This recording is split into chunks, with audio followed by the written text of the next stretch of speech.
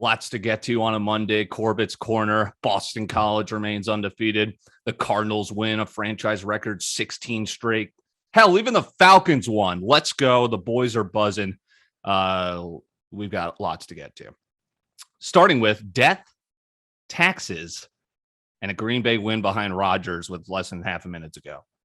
I mean, this guy's incredible. The Mason, I'm hanging on by a thread, hammering the Packers live, and Mason Crosby helped me not have an absolutely awful weekend. NFL in the books again, or rather, we've got the Monday Night Football matchup. I kind of like the Eagles. I think that's the better team tonight and expect it to go under the 51 total as it is a divisional battle. All divisional games this week went under, and it's 7-4 to the under in the 11 divisional games that have been played so far this season.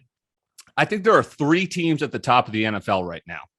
It is the Bucs, the Rams. I know they just played each other. The Rams looked really good, beat the Bucs. We'll see how the Rams look in Tampa Bay, right? I think that's certainly a thing, but those two teams are obviously at the top of their class in the NFC. And then there's the Bills. And I might have to give the edge to the Bills for how they play. But remember, week one, how the hell did the Steelers? Well, we've seen Big Ben looks like a corpse up there, a skyscraper with legs, can't throw anymore. He's throwing so many screen passes to Najee Harris. They're basically, Tomlin's hiding him until they can actually get a young quarterback of the future without Big Ben throwing a hissy fit. But the Bills, I mean, aside from that, they've looked great. There's notably a team missing there, and it's the Chiefs. Super Bowl champs from 2 years ago, runner-ups from last year. They have not covered a single game. They just lost to the Chargers. They gave it up in a careless way against the Ravens, who did not look great against the Lions. I mean, they look lackadaisical out there. It's like the Super Bowl hangover for runner-up again, right? Like it's just there are no look passes from Mahomes. Yeah, they're cool, but not when they're being intercepted because your receiver doesn't know he's throwing to you and it's a bit behind him and it's off his hands and it's intercepted and you lose to a sophomore quarterback in Justin Herbert. That division, the AFC West, has caught up with you. It looked like there wasn't going to be a chance. The Raiders, what are they going to do? Gruden, how's that contract look? Finally, the Chargers are able to get rid of Phillip Rivers and they get the quarterback of the future. And now the Broncos get Teddy Bridgewater, who's just Teddy Two Shoes. All that dude does is win wherever he goes. So the Broncos, undefeated. Chargers look good. Raiders look good. They're undefeated. That division has caught up with you. Too many more losses the way, and the way that the Bills look to appear to be on their way to possibly securing home field advantage. It's going to be a tough stretch. It's not just the Chiefs AFC conference to lose. The division might not even be theirs after what we've seen so far 3 weeks into the season. Now, the Bills play the Chiefs in a couple of weeks, so we'll get a good measuring stick game early on. Mentioned the Rams beat the Bucs rather handedly, but so did the Saints last year over the Bucs. And then look what Brady ended up doing with the Bucs, hoisting another Lombardi. The Rams have a couple of divisional games. It begins with the Cardinals this week, fellow undefeated team. We'll get a good look at them and how that looks, and also a stacked division in the NFC West, and the AFC West. How about that? Brady returns to Foxborough on Sunday night. I got invited to go to that game. I passed it up. I've been traveling a bit much lately, and I would have gone if BC was playing at home on Saturday. We'll get to that in a bit, but they're at Clemson, so I'd rather be in the friendly confines here, my house, watch that game Saturday, not be, hoisting out to Logan Airport. And then Foxborough is kind of an interesting place to get to. It's like an hour in the boondocks outside of Boston. I wasn't trying to do all that. I'd rather watch it on TV. So I give the Bills the edge as the top team right now because they have the top defense. Jordan Poyer and the crew. I mean, they've got a great rush up front. Top 10 offense when Josh Allen isn't either fumbling or intercepting, and he's worked on that really well. We saw it make strides last year, and he's continuing those strides this year. 1 interception, 1 fumble. The offense is good, and they have the best special teams unit in the NFL behind the huge leg of Tyler Bass. Tyler Bass, excellent kicker for those that still do fantasy football with kickers. One of my leagues, a couple of my leagues have them. That's an animal. That's a guy you need on your team. All right. Well, we usually like to make fun of Minnesota sports on this program, and there'll be plenty of that to get to. But the Vikings, credit where credit's due. They played a great game, got the home opener win over the Seahawks. Seahawks dropped to 1-2. They've lost to the Titans, beat the Colts, who look like a terrible team behind Carson Wentz, who we knew was going to be terrible. And the Vikings could easily be 3-0. It was an OT loss to the Bengals. It was the missed kick in Arizona. And now a really good win over the Seahawks. Kirk Cousins is playing like an MVP, and he would damn near be leading the race if his team actually was 3-0. And if it wasn't for Zimmer and the defense, I mean, they very well should be 3-0. Now, credit to the defense for limiting the Seahawks and Russell Wilson this week. So again, that was Zimmer made the adjustments. The defense made the adjustments. That's a great, it's a typical Vikings win in front of a raucous crowd. Crowd was excited to be there for the first time in 2 years because of the coronavirus pandemic. Big win. And they stay at home against the Browns this week. That's going to be an interesting game. Kirk Cousins' numbers this year, 74% completion percentage, 918 yards, 7.7 yards per attempt, 8 tutties, 0 picks. I mean, that's the best season of his career if he can keep that up. Tough test this week versus the Browns.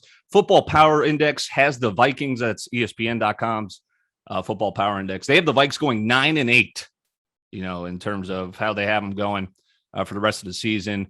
And remember, we got 17 games this year. First time in NFL history we've done that. And that includes a win over the Browns this week. Is 9-8 going to get it done? And oh boy, you wish you had that kickback in Arizona, don't you? Unfortunately, that's how the NFL goes sometimes. Just look at Justin Tucker's 66-yarder to break the hearts of Detroit Lions. I was on the Detroit spread, so I didn't mind that much. I mean, hey, we covered, but Lions money line, people, it's got to be typical Lions loss. That's tough. Falcons beat a bad New York Football Giants team. That I told you that last week. Matt Ryan looked a lot better, but it was against the Giants. The Falcons could win 4 straight. Okay, all right. Pump the brakes, Dylan. But home versus the Washington football team, who has not covered a single game. Somehow they're favored by 1. That's an easy Falcons home dog play again. I'm already locking that in.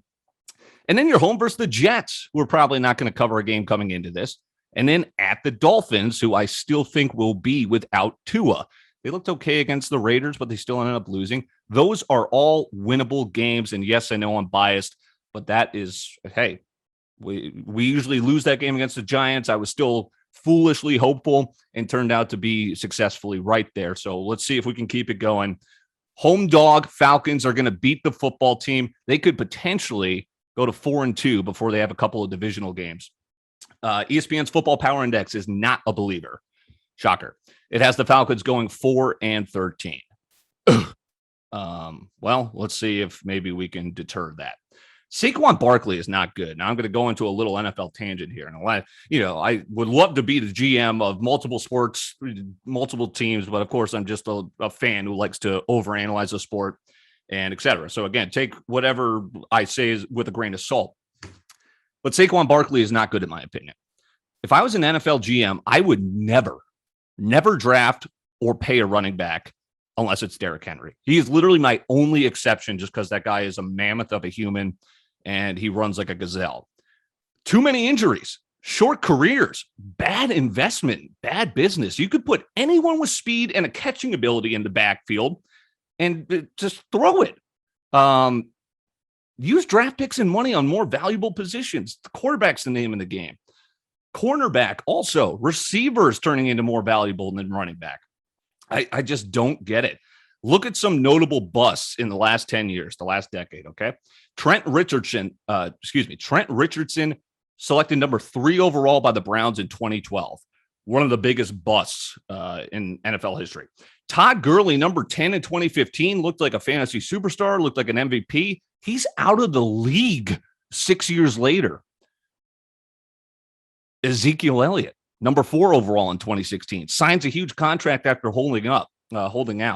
How's that contract going to look as every single year since he's signed it, he's steadily declined, and now he doesn't even look like the best running back in his own running back room. Leonard Fournette, number 4 overall in 2017. How did that work out for Jacksonville? Now he's a part of a committee for the Bucks. McCaffrey's always injured. He's injured again. This may sound silly to some people. I wouldn't be shocked if McCaffrey's out of the league in 6 years. I mean, that dude is beat up every year. Yeah, he's going to get you touches and fantasy points, but my God, why would you pay him all that money? He was also a high first-round draft pick, and I mean, we'll see how it goes, but this is 2 years in a row where we're seeing, the little undersized white running back get beat up a lot by the NFL defenses. And now, regardless of color, I mean, size is the main factor, obviously, there, but you don't see too many people like McCaffrey, but you're going to see him follow that similar route of getting older, more and more injuries, more and more carries leads to more wear and tear. We'll see. My God, my fantasy team. I should trade. I don't know if you can even do that in fantasy football. I guess you can't in certain leagues, but I had the number 1 overall pick, I think, in 2 of my leagues. I had to pick McCaffrey, right? I guess I would have been screwed either way if you picked Dalvin Cook, who just missed the game, and guess what? The Vikings won. I don't understand why you pay or draft running backs high.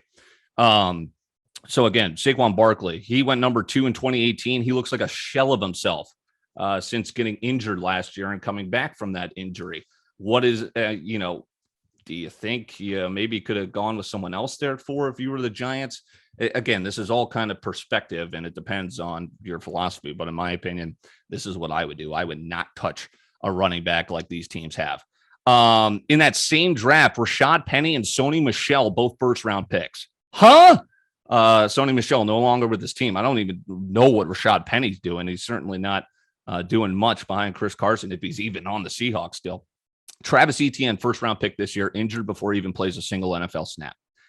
You can't do it. Sign a practice squad player, get someone for the cheap, and throw the damn football.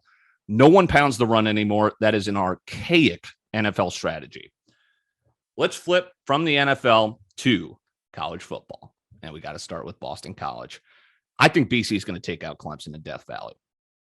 I'm improving my original prediction of 11-1 this year to 12-0. How about that? Evie agrees with me. The Dogs. Okay. Let's get it. Boston College's offense looks better than Clemson's right now. If you watch the games, that's not an overstatement. Clemson does have one of the top defenses in the entire nation, but they are so damn injured. Ready for this?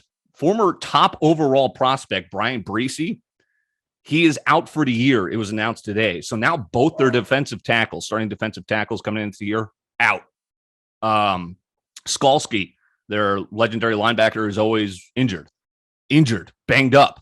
Clemson's top 2 running backs coming into the year have now either transferred away from the program, or this guy Shipley, who just got injured against the loss against NC State, he's out for a couple weeks. He'll be out for this game. This BC team is fearless. We should have beat them in Death Valley last year. We will not let them off the hook this year. I'll tell you what, that's my prediction. FPI, Football Power Index, has BC going 8-4, but has Clemson overwhelmingly better than BC, which, giving them only an 11% chance of winning this game, that is simply not accurate at this point. Vegas, again, underestimates this team after listing Mizzou as a favorite last week. What a game. Fighting till the end. The OT winner over Mizzou at home. They charged the field. I mean, that was more the fans were excited to be there. That's a big win. First time we beat an SEC school like in 70 years. And the crowd hasn't been able to go to the games because of the pandemic. So that was a great win, exciting win. Holy crap. So I don't, again, you don't, when you take out Mizzou, it's not necessarily a crowd rushing moment. But hey, I love this team. This team is undefeated, one of only 26 teams in the nation, to still remain undefeated. It's great. Clemson has not covered a single game this year. A Clemson buddy sent this in mine, and we hope to have him on this week to break down the game, much like we did with Jake Liefeld and Mizzou. He sends me this quote from his buddy. Vegas knows we have to score more than 15 to cover, right? Yeah. That's the thing. This game will be decided by one score. That's my opinion. Clemson, only one of 9 teams in the nation who have not covered a single game. That would be amongst the likes of TCU, Mizzou, okay, Ohio, not Ohio State. That'd be Ohio. Rice, not the food group, but the team, the university. New Mexico, Utah, Ball State, Kansas. That's not some great company. Offensive coordinator Tony Elliott under heavy fire as the offense looks terrible. And DJ, I can't even pronounce his last name, so I'm not going to even try. I'm sorry. Looks like a lesser quarterback than he did last year. That is not a good sign. Lost 10% in the change in his completion percentage, down 10% year over year. And the sample sizes are virtually the same from his 2-game stint last year and his 3-4 game stint here. 3 touchdowns, 3 picks this year versus 5-0 last year. 9 sacks this year. So it's a little bit on the offensive line too. Again, this team has lost a lot versus 3 sacks just last year. The yards per attempt is down 2.6. 5.2 is his yards per attempt this year, which is awful. He's also not a great runner here. Oh, dual threat, DJ. 64 attempts in his entire Clemson career for 170 yards. That's 2.7 yards per carry. What are we missing here? BC faced a better offense than Clemson in Mizzou. I'm telling you, that's true. And was able to hold on at home. Now we need to be able to score against a top 10 defense. NC State and Georgia Tech might have the better defense than BC. In fact, that is accurate. NC State is top 5. Georgia Tech, surprisingly, top 10 defense. But BC, even without Jurkovec, is better than Georgia Tech and about equal to NC State. NC State looks pretty damn good this year. BC and Clemson have 2 of the best special teams units in the country. Okay, this freshman for BC hit a crucial 49-yarder. It's his first field goal attempt in his career. This guy's got ice in his veins. We got one of the best punters in the nation. Georgia Tech and NC State have some of the worst special teams in the country. NC State should have easily beat Clemson if it wasn't for their field goal kicker going 0 for 3, including the potential game winner chip shot before they had to go win it in OT. That chip shot miss was from straight away like 34 yards. What the hell is going on? Hard to not be confident as a BC fan heading into, thank you, Evie. Yes, I know. Yes, hard not to be confident heading into Death Valley under the lights this weekend. Jeff Hafley, this is to you, my friend. Well, I wish you were my friend, but my idol. Please, please, please, please, please, please do not leave us. This team loves you. The college loves you. The fan base loves you. I love you. Please do not leave us for better weather out west like our former athletic director, Martin Jarman. He did that for UCLA last year. However, I can't stay mad at Martin because he brought us Jeff Hafley. Did great things for our program here at Boston College, and he seems to be turning around UCLA as well, not only on the court for basketball, if you remember, and on the field in his short stint there behind Chip Kelly. Okay, so we gave you some praise, Minnesota fans, as the Vikings beat the Seahawks, get their first win of the year at home. Great.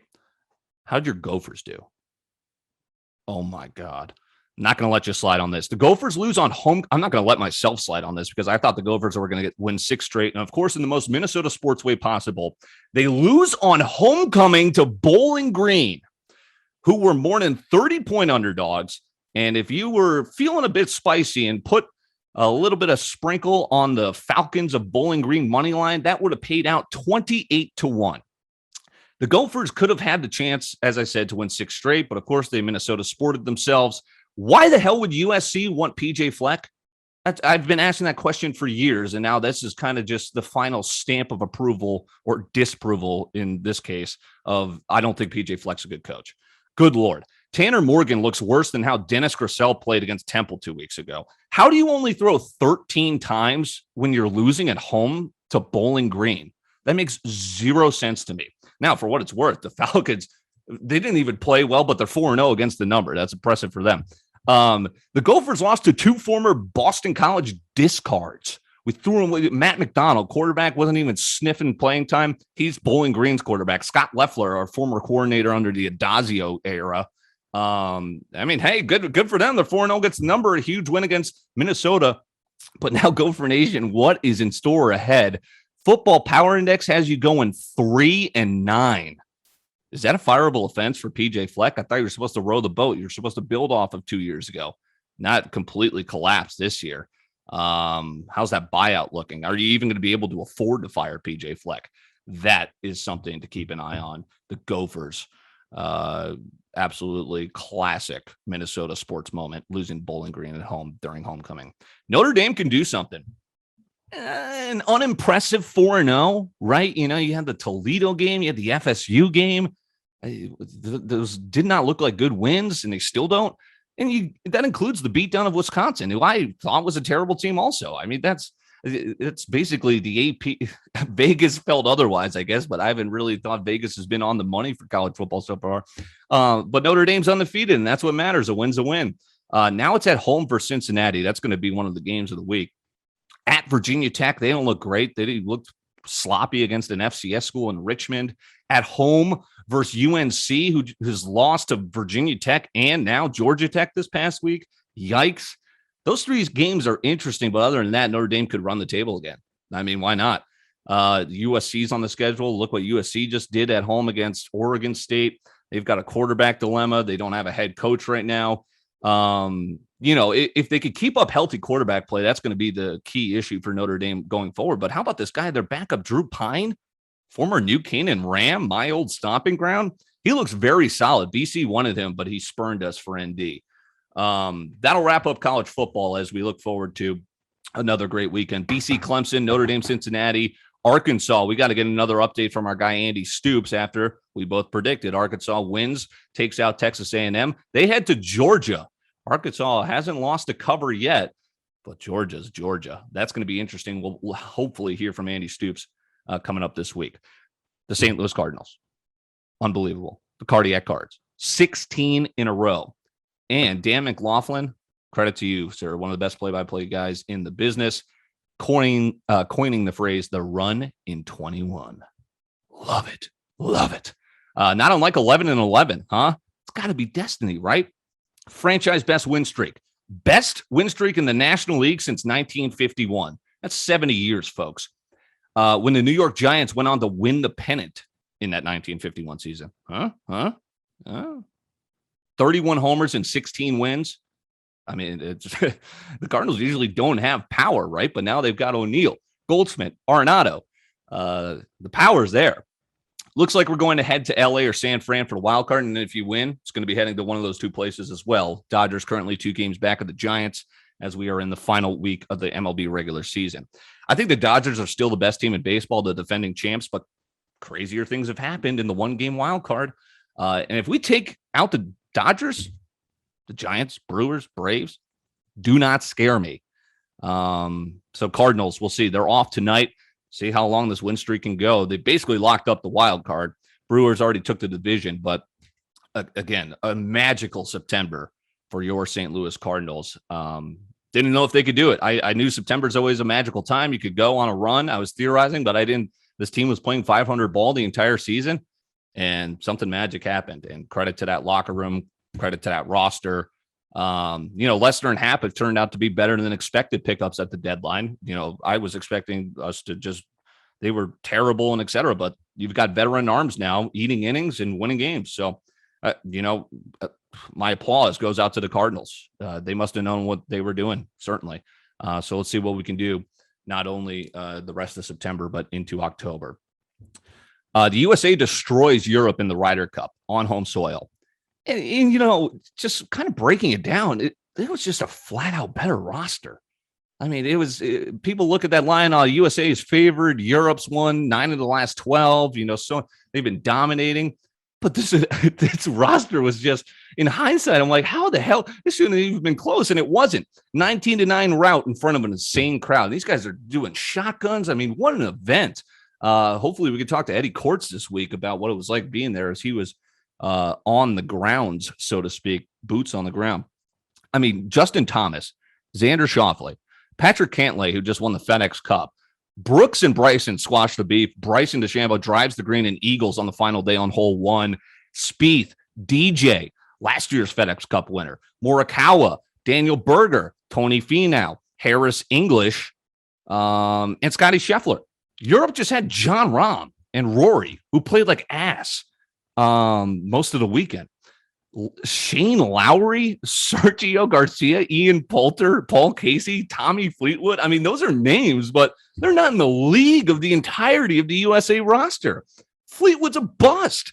I like Victor Hovland, but Tyrrell Hatton's a hothead. He's a name. He doesn't really perform. Matt Fitzpatrick's fine, but Bernard Wiesberger, excuse me, I would have saw Wiesberger.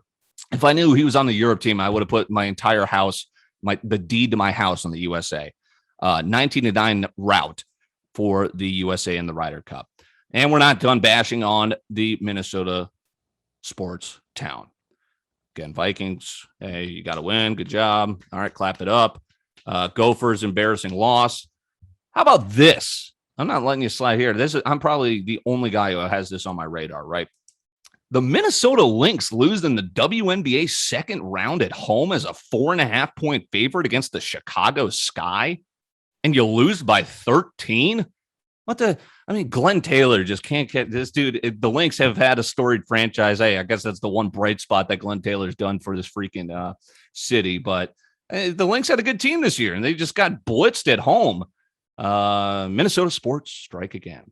But at least you get to hold on to the Vikings win this Sunday, see if they can keep it going on the Browns. I know I'm holding on to my Cardinals, my Eagles, the Falcons win. Loving it here on Corbet's Corner. Hope you are with us as well. Check out the latest episode of Winging It from last week. We had Bianca Parado, stand-up comedian, on. Join us as our guest. Great episode. Hit the shop for all your Winging It meet merch as we're approaching the sold-out status. So get them while you can. And Joey Mirando, our graphics guy, graphic designer, he's in the lab creating some more stuff for the podcast network. Busy, though. He's got the busy season for his full-time job, but that is on the way this fall. Lots of content on the way this week as we'll get Winging It as well. Another week of Corbets. And how about Sebastian Urban breaking the curse here? He got his first win with the Packers last night. He's now 1-8 on the year. I'm not doing so hot, so I can't even taunt. But we'll get a full breakdown of Clemson, BC, Arkansas, Georgia. We'll take a look at our respective NFL teams and get our NFL analysts here on the program as well. Lots to get to this week. Hope you enjoy the rest of your Monday. I got the Eagles tonight and the under.